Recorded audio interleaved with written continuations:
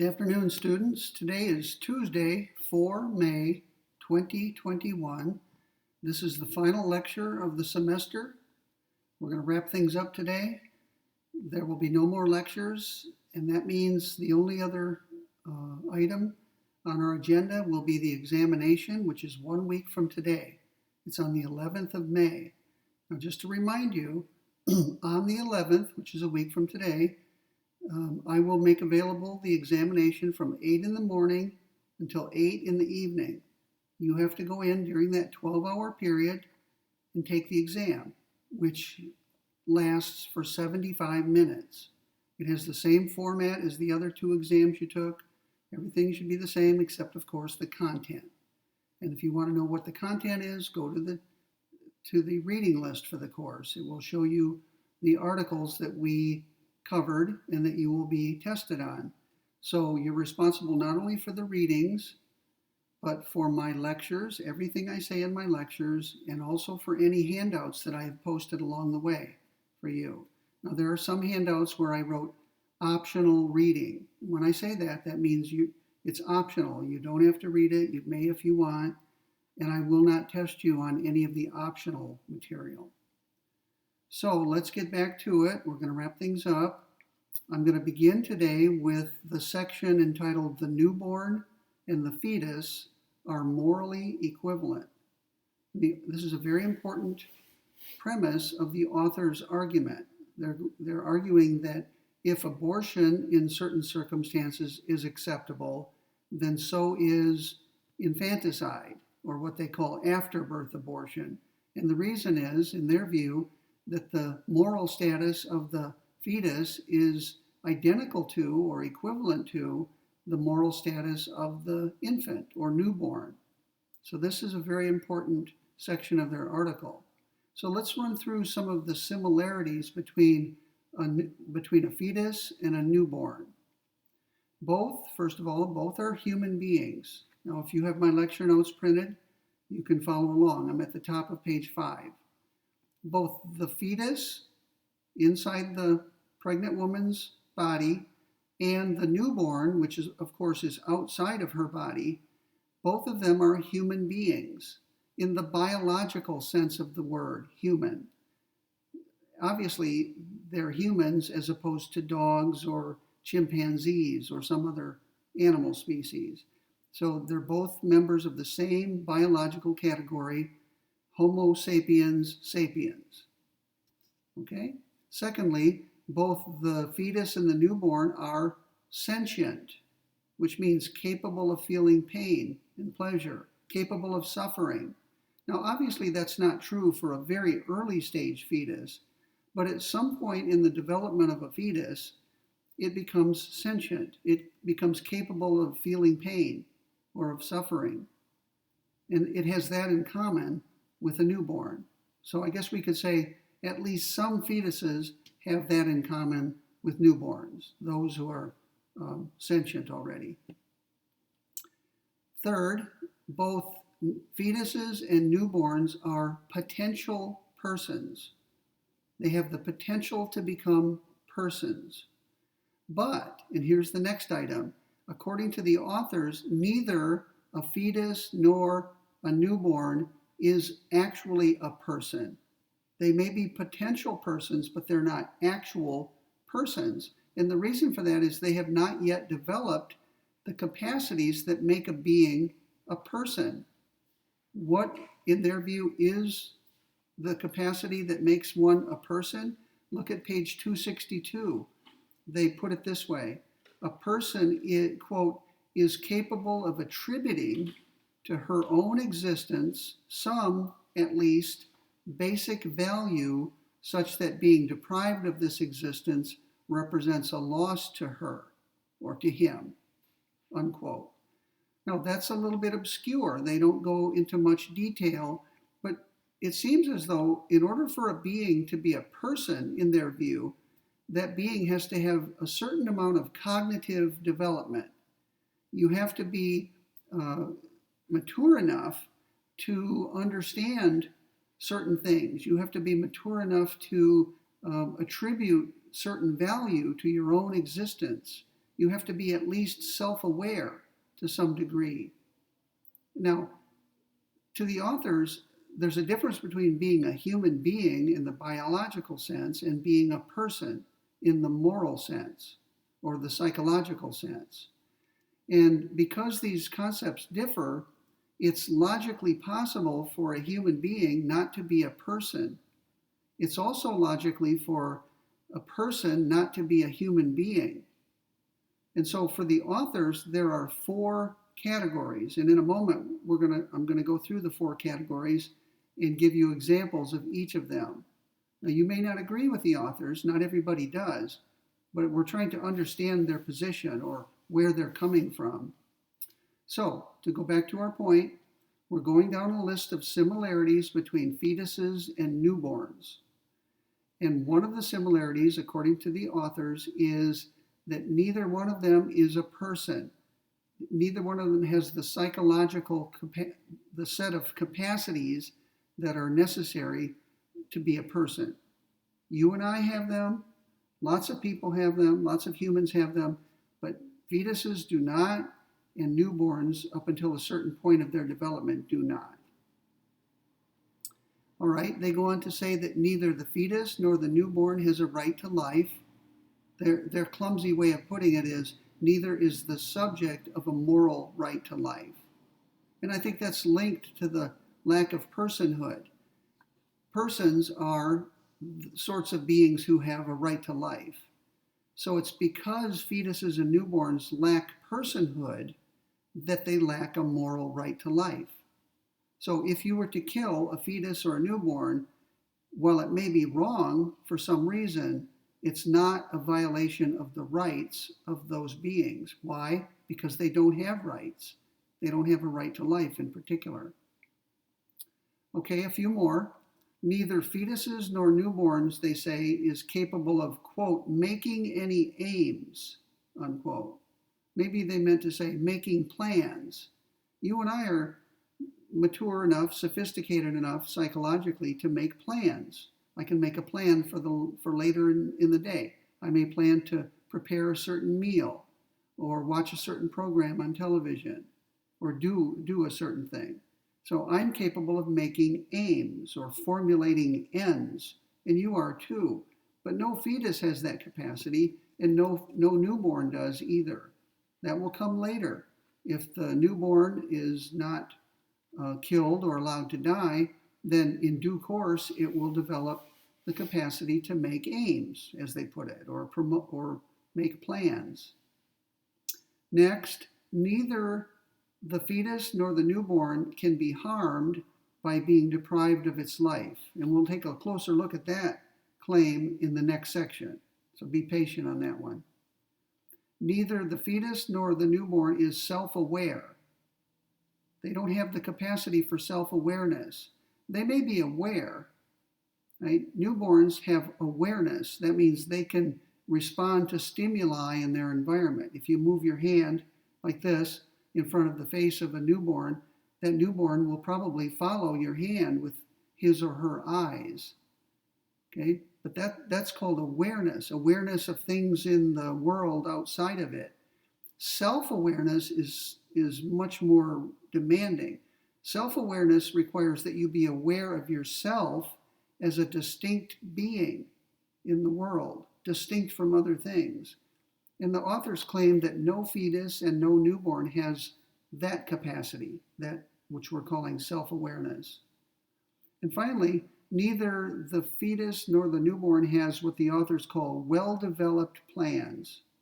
Well-developed plans. And I think that's related to the point they made earlier that neither the fetus nor the newborn is capable of making aims, as they put it.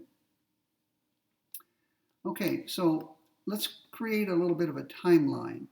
Let's mark off some points in the development of a person. First, there's conception. That's the point at which the egg and sperm fuse to create a genetically unique individual. And then at some later point, birth. That's when the being that has been developing is removed from the woman's body or expelled from the woman's body, either naturally or through an abortion. or a miscarriage. And then there is a point at which that being becomes a person. And the authors are coy in not telling us when that is. We'll talk about that in a few minutes, and we'll look for clues in their essay about when they think personhood begins, at what age. But for the moment, I'm just trying to mark off some points. Conception, birth, and that point, whenever it occurs, where personhood begins. So let's give the name fetus to the being from conception to birth. We'll call that thing, that being, a fetus. Let's call the being from birth until the onset of personhood, let's call that a newborn or an infant. And then once personhood begins, we'll call that being a child, a developing child. And eventually the child will become an adult. So you have children who are persons, and then later they become adults who are persons. But before that magical moment, it's not a person at all. Newborns are not persons in the author's view. So I said a moment ago that I would come back and look at the four possibilities. If you look at my notes near the bottom of page 5, the authors believe that there are human non-persons. Okay, let that sink in. Human beings, in the biological sense, who are not persons and therefore have no right to life. So who would these be and why? They would include in this category embryos, fetuses, and newborns. Now, they also misleadingly add, quote, criminals where capital punishment is legal. And you can see in my notes, I say that's absurd, that criminals who've committed murder and are being punished with death never stop being persons, legally or morally. What we say is that they're persons all through this process, but that they have forfeited their right to life. They retain their personhood, but they've lost a privilege or a right that they once had. And that's because of the actions that they performed, the murders.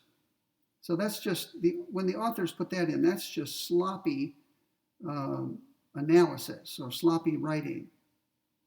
Okay? So that's the category of human non-persons. Now, there may be some others at the other end of life. If someone lapses into a coma, for example, like Karen Ann Quinlan, an irreversible coma, that's a human being still. It's biologically the same entity, but personhood has ceased. So Karen Ann Quinlan, once she lapsed into this irreversible coma, she lost her personhood, right? It was the same biological entity, but no longer a person. And you might say the same about people who are senile or who have serious dementia. They were once persons, but because of their disease, they have lost it. They've lost their precious personhood. Okay, but they never stop being humans.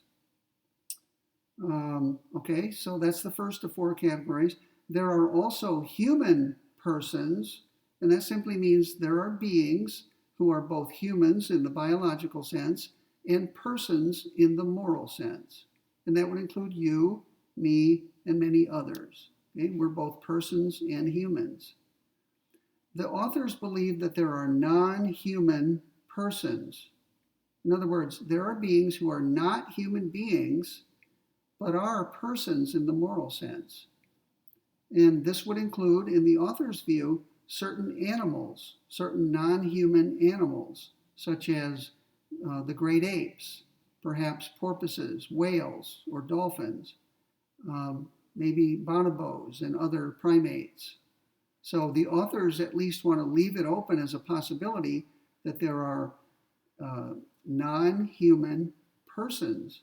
And they don't mention this, but many people say that for all we know, there are intelligent life forms outside of our Earth, right? Extraterrestrial intelligence. And if that's true, if we ever encounter these intelligent, sensitive beings, we may consider them to be persons because they may possess all of the requirements for personhood, self-awareness, rationality, and so forth. So that would be another example of a non-human person. Okay? It's hypothetical. I'm not saying there are such beings, but there could be. And maybe one day we will encounter some, and we will treat them as persons, the same way we treat ourselves as persons. And we may say even that they have a right to life. And finally, there are non-human, non-persons. There are things in the world, many of them, that are neither human beings biologically nor moral persons. For example, I'm going to hold up my mouse, my computer mouse, right? That's a non-human, non-person. So this category is very large in terms of its membership. It contains inanimate objects. It contains all the plants of the world, every individual plant, and so on. So lots of things fall into this category. Now let's go back to the doctrine of the sanctity of life. Many people who hold that view disagree with Giubilini and Minerva about these categories. Many people who subscribe to the doctrine of the sanctity of human life say that all and only human beings are persons. All humans are persons, and only humans are persons. And many of them who say this have a theological basis for it. They say that God created human beings in God's image and endowed them with rationality and self-awareness and all of the other characteristics that make up personhood. So God created humans as persons, and no other beings have that God-given attribute or quality of being a person. So these people would reject two aspects of Giubilini and Minerva's view. Right? The people who hold the doctrine of the sanctity of human life hold the view that no animals are persons and no aliens are persons either. Only humans are persons. And they would also reject the view that humans ever lose their personhood. They hold that fetuses from the moment of conception are human persons with a right to life, and that people who are irreversibly comatose or senile or demented, they are still human persons as well. So those people who hold the doctrine of the sanctity of human life, they say that there are only two categories in the world. Everything in the world is in one of two categories. Either it's a human being and also a person, or it's neither a human nor a person. Okay, two categories. Giubilini and Minerva are trying to explode that and say, wait a minute, there are those two categories, but there are two other ones as well. Non-human persons and non-person humans, if you will. Human non-persons. All right, so Giubilini and Minerva are in some ways radical. Like many philosophers, they are calling into question traditional views of the relationship between humans and persons. They say that there are 4 categories of beings in the world and not just 2. And they hope one day to revise our thinking. They would like it so that everyone acknowledged 4 categories instead of just 2. They believe that people are biased. Human beings tend to be biased, they might say, against other beings being persons. Right? We kind of selfishly arrogate the category of personhood to ourselves. We think so highly of ourselves as human beings that we deny personhood to all other beings who are not humans. Okay, turn to page 6. I tried to reconstruct one of their arguments. This is their argument, I think, why fetuses and newborns are not persons. You know now that they do not consider themselves to be persons. Why is that? Well, look at my argument. It has 2 premises and a conclusion. The conclusion is no fetuses or newborns are persons, and therefore they have no moral right to life. How do they arrive at that conclusion? Well, here are the 2 premises. Number 1, they claim, first of all, that only beings who are, quote, capable of attributing to their own existence some at least basic value are persons. So what they're saying there is that in order to be a person, you have to have a certain characteristic. The second premise says no fetus or newborn has that characteristic. And therefore, it follows that no fetus or newborn is a person. It's a pretty simple argument. Think of a club. Think of it as the personhood club. Imagine a clubhouse with a door. And the clubhouse has members. It has membership. And they have rules for what it takes to be a member of that club, the personhood club. One of the rules of the club is that you can't come in and become a member unless you have a certain characteristic. And suppose a fetus or a newborn knocked on the door and said, "Can I join the club?" The members would look over their rules and say, "No, sorry, I can see that you lack the characteristic that is necessary for being a member of this club." So they close the door, and the poor fetuses and newborns have to stay out of the club. Okay, so really the argument is that simple. In order to be a member of this exclusive club called persons, you have to be able to, as they put it, attribute to your own existence some at least basic value. And unfortunately, fetuses and newborns are unable to do that. They lack that capacity. So they're shut out of the club. They cannot be and are not, therefore, persons. So what's the conclusion of the authors, the grand conclusion of their argument?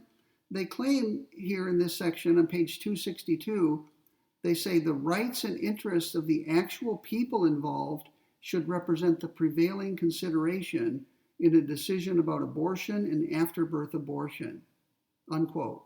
So what are they saying? They're saying if we're correct, the authors are saying this, if we're correct that no fetus and no newborn is a person with a right to life, then the decision of a pregnant woman or a new mother, the decision about whether to kill her fetus or her newborn depends upon her interests and her rights.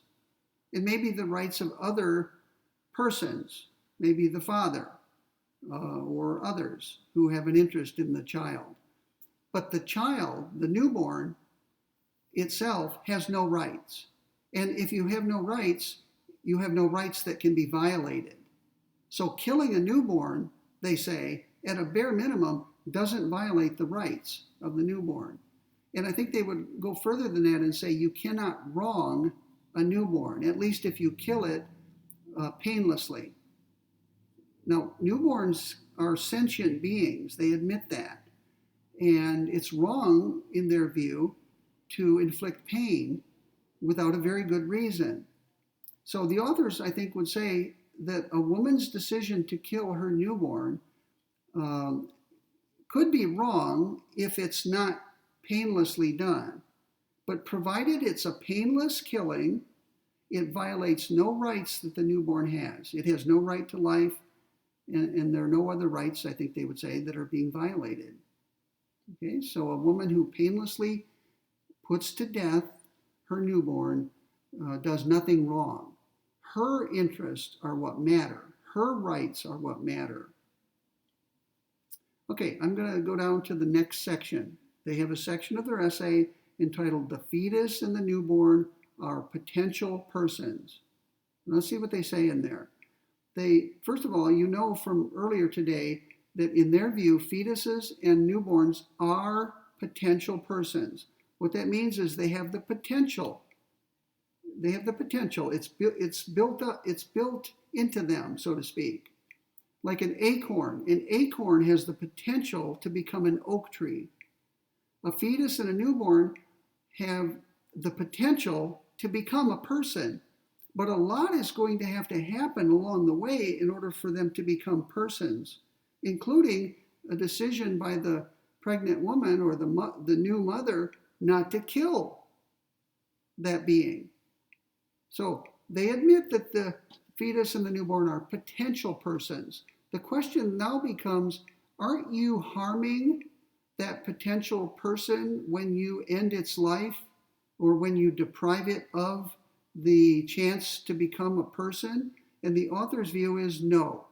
You do not harm a fetus or a newborn by depriving it of the opportunity to become a person. And here's their argument. Now, I reconstructed it. It's at the bottom of page 6. It's a 6-step argument. It has actually 3 conclusions. So think of it as a chain argument. It's an argument where it's a series of 3 arguments that link together like a chain. These would be the links of a chain. So the idea is that in a chain argument like this, the chain argument as a whole is no stronger than its weakest link.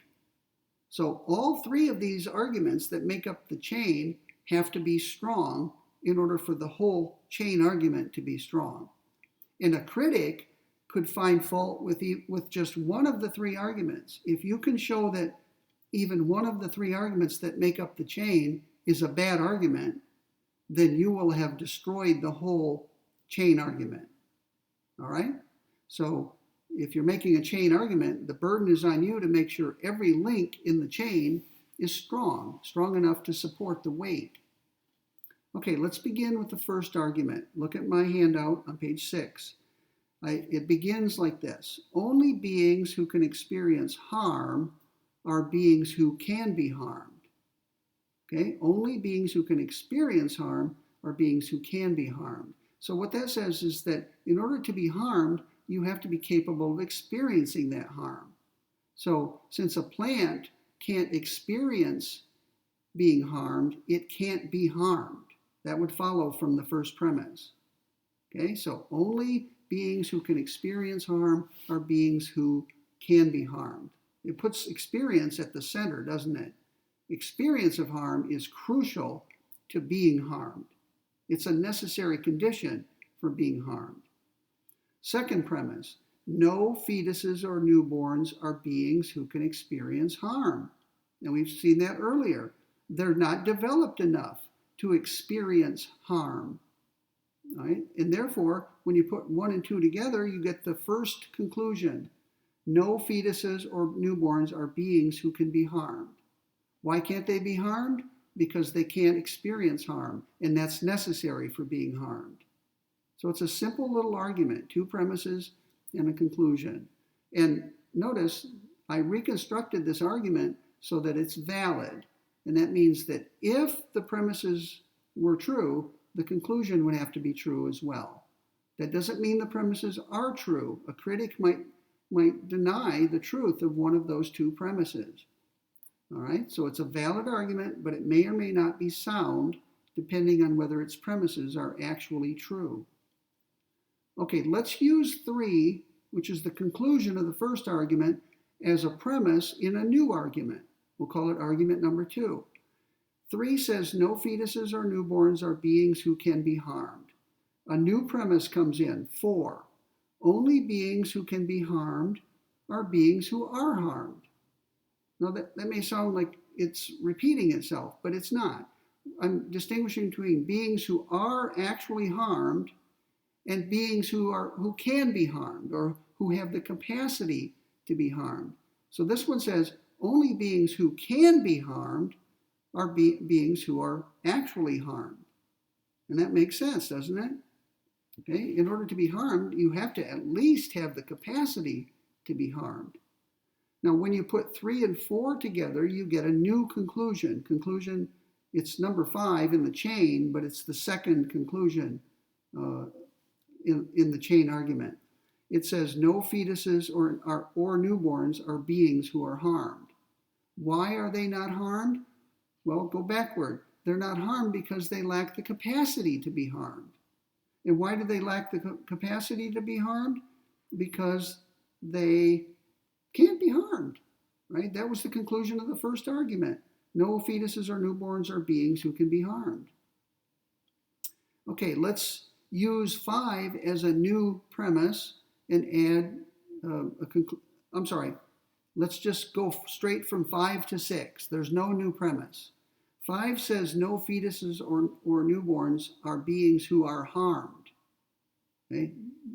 No fetus or newborn is ever harmed. Therefore, no fetuses or newborns are beings who are harmed by being killed. Okay, so the conclusion 6 is a specification of 5.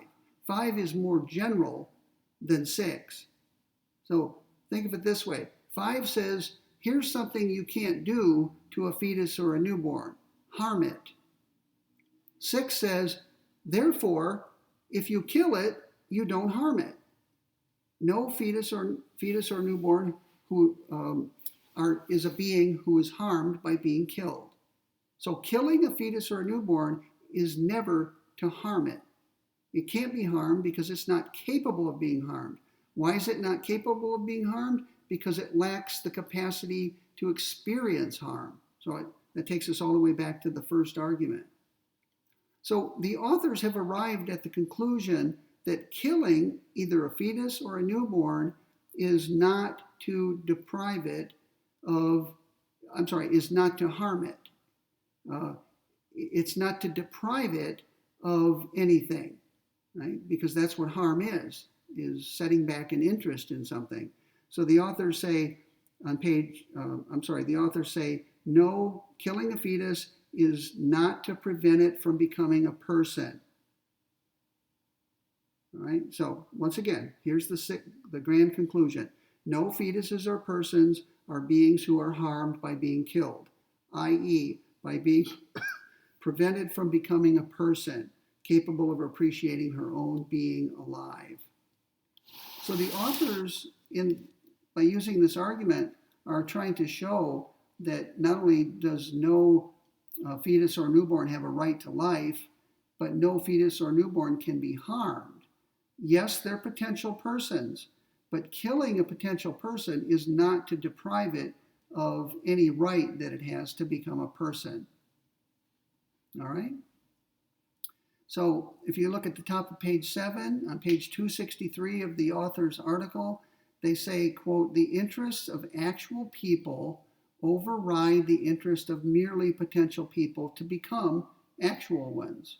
So you've got a conflict, a potential conflict here between I'll call her the pregnant woman / new mother.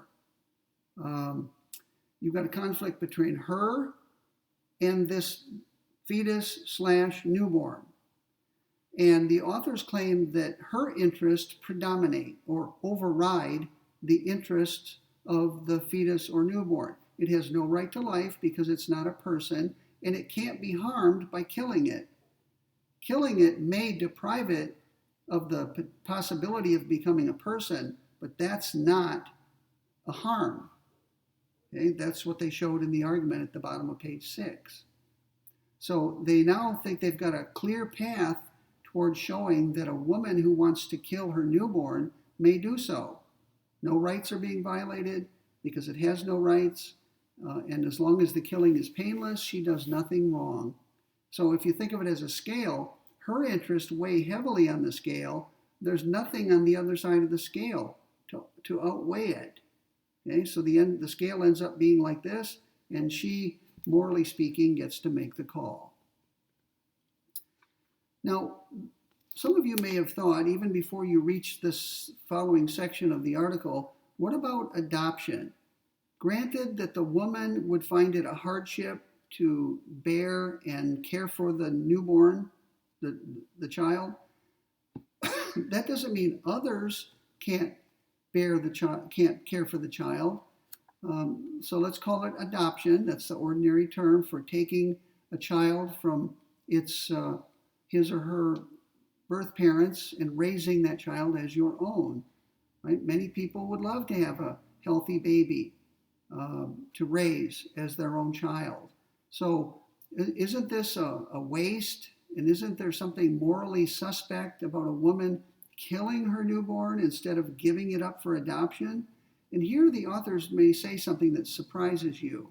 On page 263, they state the objection and then their reply to it. Here is the objection. Quote, healthy and potentially happy people should be given up for adoption if the family cannot raise them up. Okay, that's the objection the critic might make, and maybe you thought of that yourself. Here's their reply. You may find this shocking. They say, however weak the interests of actual people can be, they will always trump the alleged interest of potential people to become actual ones, because this latter interest amounts to zero. And that goes back to the scale metaphor. The mother has interest and rights, and they have some weight on the scale. The interest of the newborn has no weight. It has zero interest, zero rights. Again, I'm assuming that the killing would be painless, because the fetus and newborn does have an interest in not experiencing pain. So the scale ends up like this. Even if it's just a slight imbalance like this, even if the mother's reasons are trivial, it's still enough to outweigh the interest of the newborn, which is zero. Now you might say, really? That seems unfair to the newborn to be killed just because the mother finds it inconvenient to raise a child, or would incur a certain amount of hardship. Maybe she'll have to do without certain things that she wants or even needs to provide for the child. The authors also point out that if the woman does not kill her newborn through this process they call after-birth abortion, she may feel psychological distress if she gives that child up for adoption. They say on page 263, they say the mother might suffer psychological distress from giving her child up for adoption. So let's turn, you'll notice I wrote in my notes, read the section aloud. Let's read a little bit of it from page 263 of the original article. They say, I'll just pick up in mid-paragraph. On this perspective, the interests of the actual people involved matter, and among these interests, we also need to consider the interests of the mother who might suffer psychological distress from giving her child up for adoption. Birth mothers are often reported to experience serious psychological problems due to the inability to elaborate their loss and to cope with their grief. And they cite a study from the Medical Journal of Australia to support that claim. It is true that grief and sense of loss may accompany both abortion and after-birth abortion, as well as adoption. But we cannot assume that for the birth mother, the latter is the least traumatic. She gets to make that call. She gets to decide what would be more traumatic for her, killing her newborn or giving her newborn up for adoption. And some women might conclude that it would be worse if they killed their newborn. They would have to live with that, the grief and the loss, plus the sense that they may have done something wrong. Other women might arrive at a different conclusion. They might conclude that killing their newborn would cause less trauma, less distress than giving it up for adoption. So they go on to write, for example, those who grieve a death must accept the irreversibility of the loss, but natural mothers often dream that their child will return to them. This makes it difficult to accept the reality of the loss because they can never be quite sure whether or not it is irreversible. Wow, that's interesting. They seem to be saying, if I understand them correctly, that if a woman kills her newborn, there's at least a sense of closure for her. Eventually, when she gets through the grieving process, she will get some closure, right? She knows that entity is gone forever and will not pop back up at any point. But when a woman gives her child up for adoption, she never gets that closure. For the rest of her life, she may wonder about that child. How is that child faring? Is the child trying to get in contact with her, to meet up with her, to talk to her, to build a relationship with her? And every day she may get up wondering, is today the day I'll get a knock on the door and my child will come be there to talk to me and to see me? And that could be traumatic. The continual thought that that child is out there and may come back into my life. That seems to be what they're saying there. Let's read the final paragraph in this section at the top of page 263, second column. We are not suggesting that these are definitive reasons against adoption as a valid alternative to after-birth abortion. Much depends on circumstances and psychological reactions.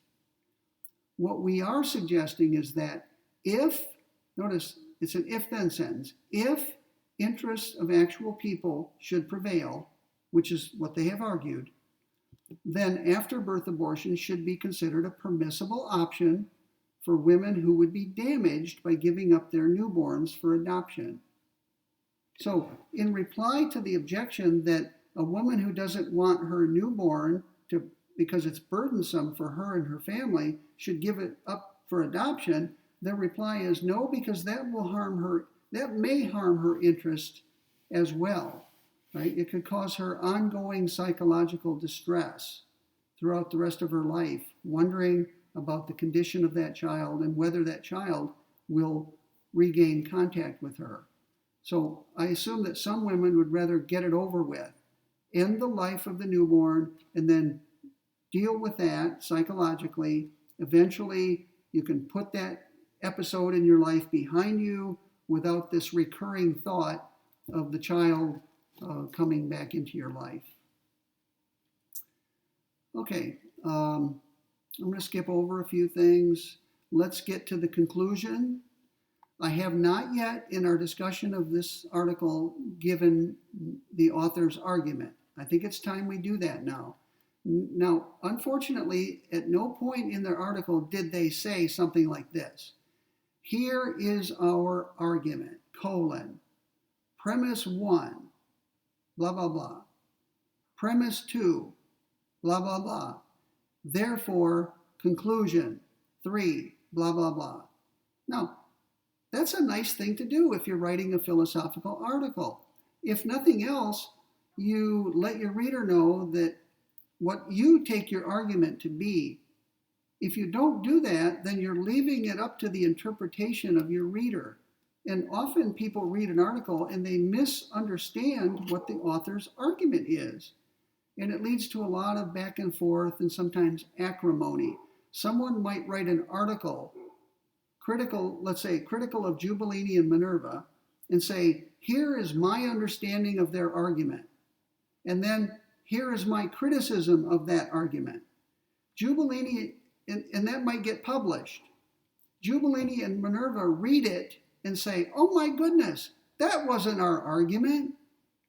That author misunderstood our argument. And they might write a reply saying, in effect, so-and-so misstated our argument. Here's our argument. Not that one, but this one. So wouldn't it be nice if philosophers, when they're arguing, lay out their argument step by step, very painstakingly? I've always thought that would be very nice. Some philosophers do that, and I always appreciate it. Some do not. In this essay, they do not. So, what are we to do? We know they're arguing, or at least we think they're arguing. We have a general idea of what they're arguing and what their reasons are, but we still have to state it in a way that we think gets it right. Well, here is my reconstruction of their argument. Okay? It has two premises and a conclusion. So here we go. Premise number 1. A woman's killing of her healthy, potentially happy, but unbearably burdensome fetus is morally permissible. Period. That seems to be the premise, one of the premises of their argument. They are taking it for granted that it's morally permissible to kill a fetus on the grounds that the fetus's existence is unbearably burdensome to the woman. Okay, or that the fetus's birth and development would be unbearably burdensome. Not just burdensome, because some burdens can be borne, but unbearably burdensome. That means it's a burden that cannot be borne or carried. And notice they're talking about healthy, potentially happy fetuses. So they think that this is widely held. Jubilini and Minerva think that this first premise is widely accepted. Maybe you accept it. Just ask yourself, do you agree with that? Do you agree that a woman who kills her healthy, potentially happy, but unbearably burdensome to her and her family fetus is morally permissible, morally acceptable? Not legally, but we're talking about morality. Right? So the authors think that lots of their readers will accept this premise. Now comes the second premise. Here we go. There is no morally relevant difference between the following two things. One, a woman's killing of her healthy, potentially happy, but unbearably burdensome fetus. And two, a woman's killing of her healthy, potentially happy, but unbearably burdensome newborn. So the second premise of their argument makes a comparison between a fetus and a newborn. And what it says is that in these two situations, there's no morally relevant difference. And that was the point of the section of their article entitled, "The Newborn and the Fetus Are Morally Equivalent," right? That whole section of their article was designed to state this premise. Right? Morally speaking, the fetus and the newborn are alike. For all moral purposes, they're alike. Neither one is a person. They're both potential persons. Neither one has a right to life. Neither one is self-aware. And all those things we looked at earlier today. Remember, I had a whole list of similarities between the fetus and the newborn? All of that comes into the second premise right here. Okay? What follows from these two premises? So I'm going to simplify. Abortion is okay morally. Remember, abortion is the killing of a fetus.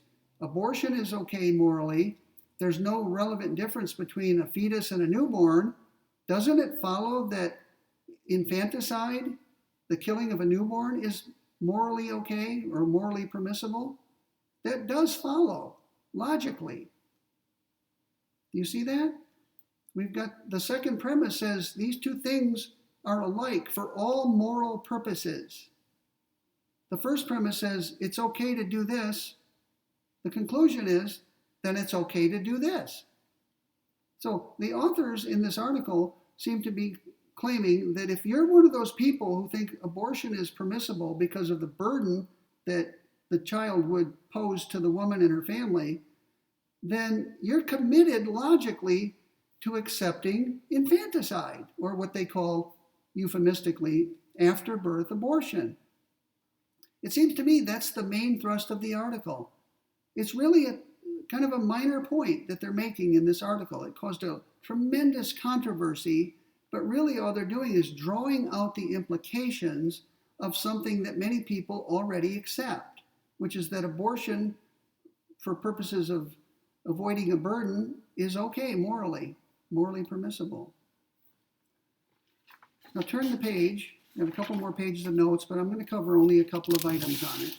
If you look at page 8, I give what I call another take on the author's argument. It's near the top of page 8 of my lecture notes. Here's an alternative take.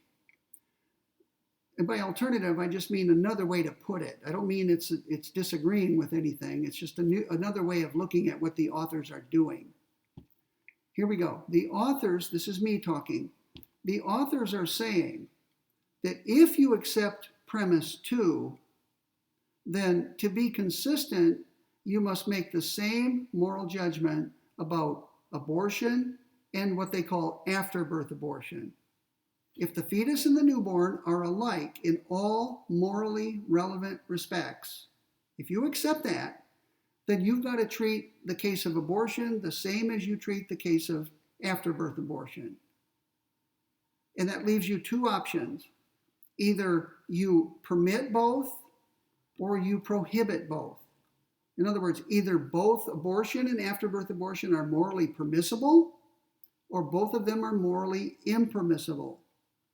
Now, of those two possibilities, which one do they personally accept? I'm guessing, but I'm pretty sure they believe that abortion is permissible morally, even if the only reason for it is to avoid a burden on the woman. And because they accept that, and because they accept premise 2, they're committing themselves to accepting what they call after-birth abortion. But here's the key. I just explained to you that if you accept premise 2, you have a choice. Either both abortion and after-birth abortion are permissible, which I think is their chosen route, or you could go the other route and say they're both wrong. Right? If a fetus and a newborn are morally equivalent, as they put it, then if killing a newborn is wrong, then killing a fetus is wrong. And that's interesting, isn't it? Because Jubilini and Minerva, perhaps unwittingly, have just given in this article an argument against abortion.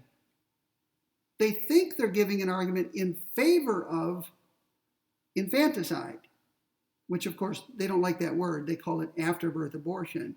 So they think they're giving an argument in favor of afterbirth abortion, but someone else might take this as an argument against abortion.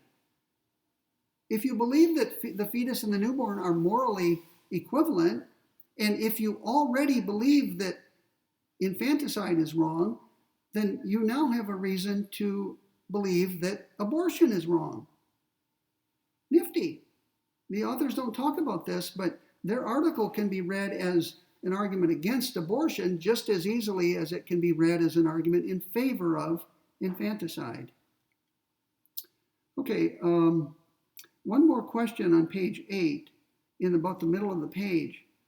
You may have wondered, as we were discussing personhood, when exactly does a being pass from being a newborn to being a child? In other words, when does personhood occur?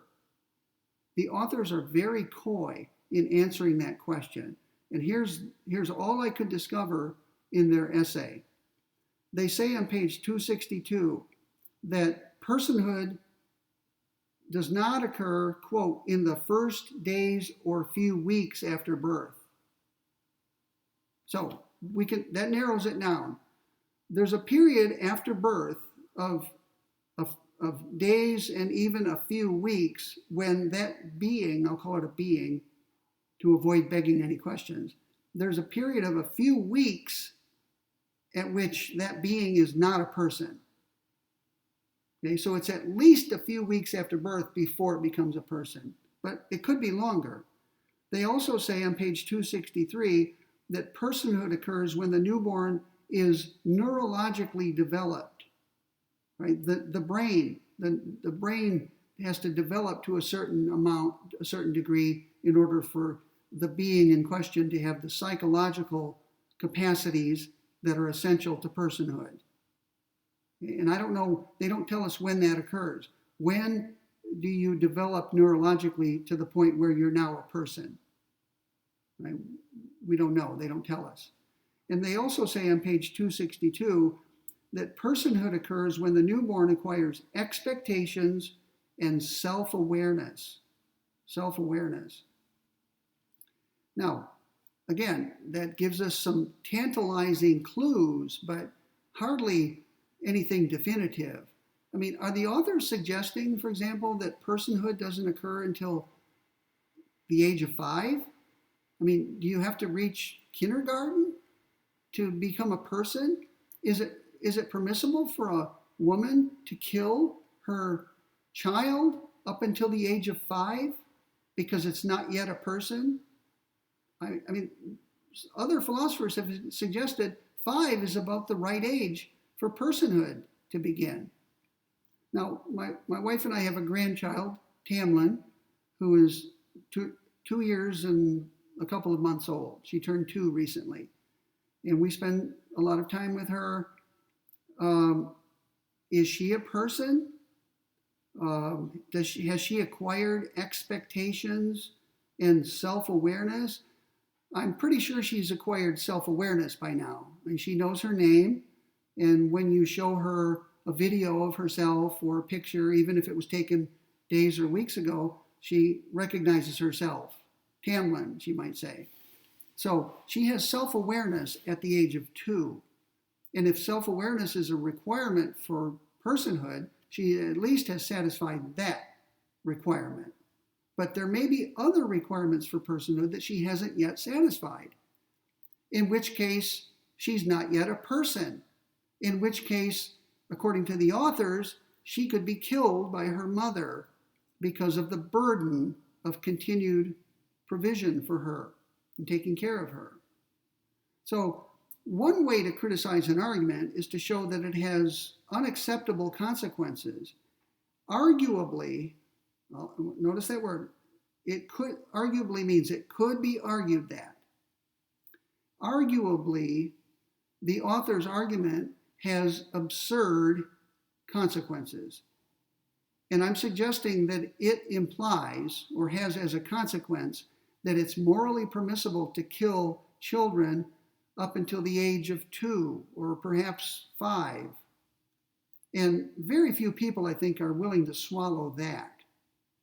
And if you're not willing to swallow that, then you have to reject their argument. Something must be wrong with their argument, right? If it has a consequence, a logical consequence that's unacceptable, then you have to reject at least one of their premises. And that might mean opposing abortion, okay? Because the first premise of their argument says abortion is permissible. So if the conclusion says that killing a newborn of up to 2 years of age is morally permissible, and you reject that, you've got to either reject the second premise, which equates fetuses and newborns, or you could reject the first premise and say, I thought abortion was permissible, but now I'm going to change my mind and I'm going to start believing that abortion is wrong, that it's morally impermissible. And I've arrived at that conclusion because of my belief that it's wrong to kill 2-year-old children because they're burdensome. 2-year-old healthy children who have the capacity for happiness. Right? Their argument implies that it's morally permissible to kill such children. Maybe that's why they didn't tell us when a child becomes a person. That would have been really shocking to the audience. You think this essay was provocative and shocking as it is? What if they had said, we think that personhood begins at the age of 2 at the earliest. Therefore, given our argument, it's morally permissible for a woman to kill a healthy 2-year-old child because that child's continued existence would be a financial burden for her and her family, or for society as a whole. I think many people would have said, okay, that is horrific. Now, I'm not suggesting that would justify death threats or anything like that, not at all. I'm just saying it would shock many people, and they would say, I have to reject one of their premises because I cannot accept that conclusion. And that might lead them to reject abortion and to start believing that abortion is wrong as well. Okay, now one more comment and we'll be done, or 2 more comments. The authors wrote a follow-up essay that was published in the same issue of the journal in which this one appeared. Remember, the original article entitled After Birth Abortion was published online originally, not in a print journal. And that's what caused all the controversy. Over a year later, when the print edition came out, the editor allowed not only republished the online version, but allowed them to write a short follow-up essay. And in the meantime, they had written a blog post. 8 days after this appeared online, they wrote a blog post. All of those items are posted on Canvas for you to read. Now, let's read a little bit from the follow-up essay, the one entitled Clarifications. I've got it stapled to the original one. Clarifications on the moral status of newborns. Okay, I'm going to read from my notes. You can follow along on page 9 at the top. Here's what they say in their follow-up article with all of the controversy behind them. Our article suggests that the same circumstances that justify terminating the life of fetuses without disabilities, an option about which there is broad consensus, also would justify terminating the life of newborns without disabilities, unquote. So that's their attempt to distill the essence of their first article and restate it, to clarify it. Remember, they're trying to clarify in this short article what they should have clarified in the original article. So they think their argument is, lots of people believe that abortion is permissible of a healthy fetus when it would be its birth and provision would be a burden on the mother. But there's no morally relevant difference between a fetus and a newborn. Therefore, those same people who accept the permissibility of abortion are committed, logically, to accepting the permissibility of afterbirth abortion, or what most of us would call infanticide. So that's their attempt to state their argument. And I used that when I reconstructed their argument on page 7. I go back to page 7. We went over that a few minutes ago. I used that. That gave me some clues about what they think their argument is, or how they understand their argument. Okay, the last thing I want to talk about for the whole semester is on page 9. The editor of the journal, which originally published their article online and later published it in print with a clarification, and also allowed them to publish an open letter on the blog of the journal. The editor is Julian Savulescu, and I believe he's still the editor of that journal. He got death threats just as the authors did, because the editor has a lot of choice in the matter of which articles to publish. So he allowed it to be published when he could have refused, and he therefore bears some responsibility for it appearing in print. Again, I'm not saying any of the abuse he received is justified. I'm just saying he's responsible for his actions. And he must have felt compelled to justify his actions, because he wrote this in the journal. He said, as editor of the journal, I would like to defend its publication. The arguments presented, in fact, are largely not new and have been presented repeatedly in the academic literature and public fora by the most eminent philosophers and bioethicists in the world, including Peter Singer, Michael Tooley, and John Harris, in defense of infanticide, which the authors call afterbirth abortion. Okay, that's his first paragraph. Notice what he's saying. Largely, there's really not much new in this article by Jubilini and Minerva. The arguments are largely not new. They've already been out there in the literature for decades. The novel contribution of this paper is not an argument in favor of infanticide. The paper repeats the arguments made famous by Tooley and Singer, but rather their application in consideration of maternal and family interests. The paper also draws attention to the fact that infanticide is practiced in the Netherlands. That's the Groningen Protocol, and that's why I asked you to read it. Okay? So what is Savulescu saying? He's saying largely the arguments in favor of infanticide have been out there for decades, and they didn't cause a ruckus. Maybe because the general public didn't know about them. Only philosophers had seen those arguments. What's new about Giubellini and Minerva's article is that they're extending the arguments for infanticide to economic reasons. Because Singer and Tooley and Harris, when they defended infanticide, they were talking about deformed or defective or severely ill newborns. Their focus was limited to that class of infants. And what they argued is that because these infants are defective and because the quality of their life will be poor, they may be killed by their parents. What Giubellini and Minerva are doing is saying, wait a minute, we allow abortion not just of defective fetuses or those that can be expected to have poor lives. We allow abortion for financial considerations where the fetus's existence would be a burden to the mother if she were to take it to term.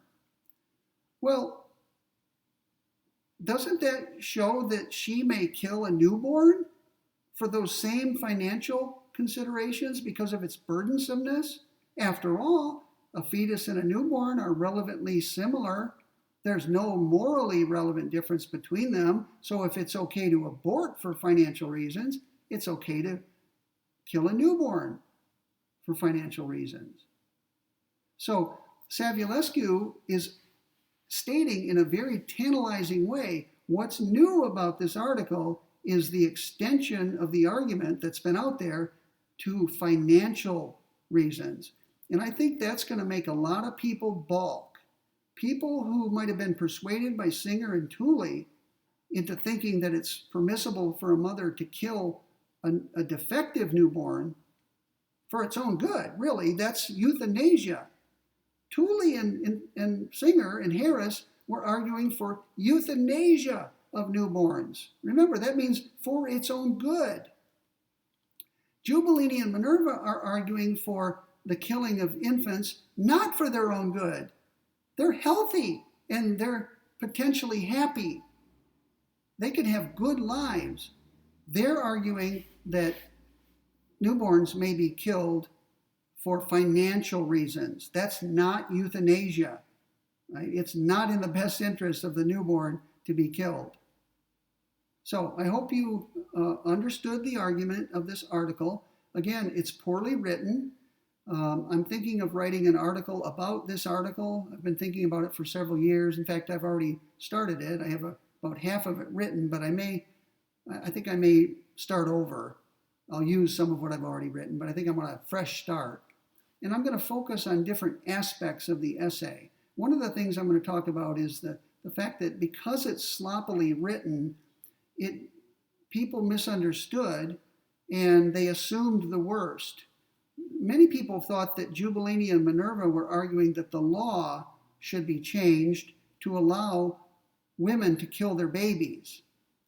And they protest that they had nothing to say about the law. If you read their open letter, they must have gotten a lot of people said, how dare you advocate that the law change to make it not a crime to kill your baby. And Giubellini and Minerva said, oh my goodness, we never meant for this to be an argument that the law should be changed. The law prohibits killing of children, obviously. And they're saying, we never made any claim about what the law should be at all. We're making a moral argument.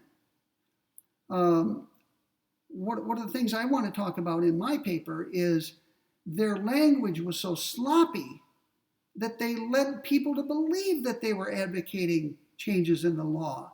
They said, should be permitted. Instead of saying morally permissible, they said, should be permitted. Well, that sounds like the legal authorities should permit it. In other words, the law should allow it. So their sloppiness generated much of the controversy. I want to talk about that in my paper. And I'm also going to reconstruct their argument and talk about the fact that someone could take it as an argument against abortion instead of an argument in favor of infanticide. So there are 3 or 4 things I'll pack in to my article. We'll see how it goes. But now that the semester's over, I have a little bit more time, and I think that may well be my next project. All right, I've enjoyed this semester. Every time I teach this course, I learn so much more. It's amazing. I could teach this for another 50 years, and I assure you, even if I used the same articles, which I sometimes do, I would see and learn new things from them. So I hope you've enjoyed the course. I hope you've learned a lot. I hope your reasoning and analytical skills have been improved by this course. That's always one of my main goals as a philosopher. And remember, the only other requirement for you is that you take the exam 1 week from today, sometime between 8 in the morning and 8 in the evening. And I will go in at some point after the deadline is ended, and I will write down everyone's score. I will then add it to my list, which has your other 2 scores. I will calculate your final score by adding your 3 scores and dividing by 3. And then I will assign grades based on the 10% scale. It's all explained on the syllabus. And then I will go in to MyMav and I will post the grades. And I will do so by my deadline. I will meet my deadline. After that, you're on your own. I don't know what happens after that. The university has my grades that I've posted, and it will get them to you in whatever way it does that. And you must know, you've had other courses, you've gotten other grades, you must know how you get them. So please don't write to me and say, can you tell me my grade? It's just, I'm going to get a bunch of emails. It's tedious to write back. You'll get your grade from the university in due course. So just be patient. Okay, again, I've enjoyed the semester. I hope you did too. And this is the last time I'll see you on video. If you're interested in further courses from me, I can tell you that in the fall, I'll be teaching logic and philosophy of religion. Both courses will be capped at 30. And so if you really want to take either one of them, make sure you sign up early before they get full. Okay, take care and have a nice summer.